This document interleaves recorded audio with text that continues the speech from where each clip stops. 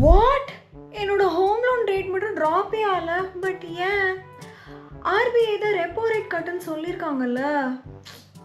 ஆனால் என் அண்ணாவோட லோன் மட்டும் அதே பேங்க்கில் தான் போட்டிருக்கான். அவன் ரேட்டு மட்டும் கம்மியாக இருக்கு. என்னமோ பிரச்சனை நடக்குது. இரு அவனுக்கே கூப்பிட்டு கேட்கலாம். ஹலோ அண்ணா, நான் என்னுடைய பேங்க் அக்கௌண்ட்டை செக் பண்ணேன். என்னுடைய லோன் ரேட் மட்டும் கம்மியாகலண்ணா. உங்களோடது மட்டும் கம்மியாக இருக்குண்ணா. நீ ஃபிக்ஸ் ரேட்ல இருப்பேன்னு நினைக்கிறேன், ஃப்ளோட்டிங் ரேட் இல்லாம. ஐயா, நான் ஒன்றும் லூஸ் இல்லை, ஃப்ளோட்டிங் ரேட்டில் தான் இருக்கேன். ஃபிக்ஸ் ரேட்டில் ஒன்றும் இல்லை. அப்போ லோனு எம்சிஎல்ல லிங்க் ஆயிருக்கும் நினைக்கிறேன், ரெப்போ ரேட் இல்லாம. வாட்? எம்சிஎல்ஆர்னா என்னன்னா? எம்சிஎல்ஆர் அப்படின்னா marginal cost of funds based lending rate. இது வந்துட்டு மினிமம் எவ்வளோ ஒரு பேங்க் வந்துட்டு home loans, business loans, car லோன்ஸுக்குலாம் கொடுக்குறாங்களோ அந்த இன்ட்ரெஸ்ட் ரேட்டு தான்.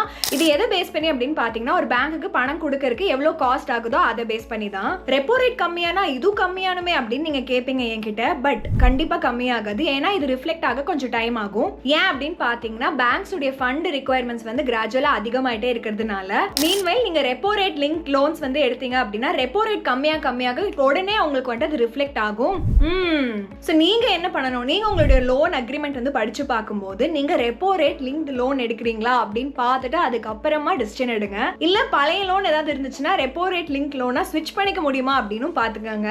இதுவே ரொம்ப பெனிஃபிஷியலா இருக்கும் உங்களுக்கு லாங் டேர்ம்ல. இந்த மாதிரி டிப்ஸ் இன்னும் நிறைய வேணும் அப்படின்னா டிப்ஸ் அப்படின்னு சொல்லிட்டு கமெண்ட் செக்ஷன்ல கமெண்ட் பண்ணுங்க. க்ரோ தமிழை மறக்காம ஃபாலோ பண்ணிடுங்க.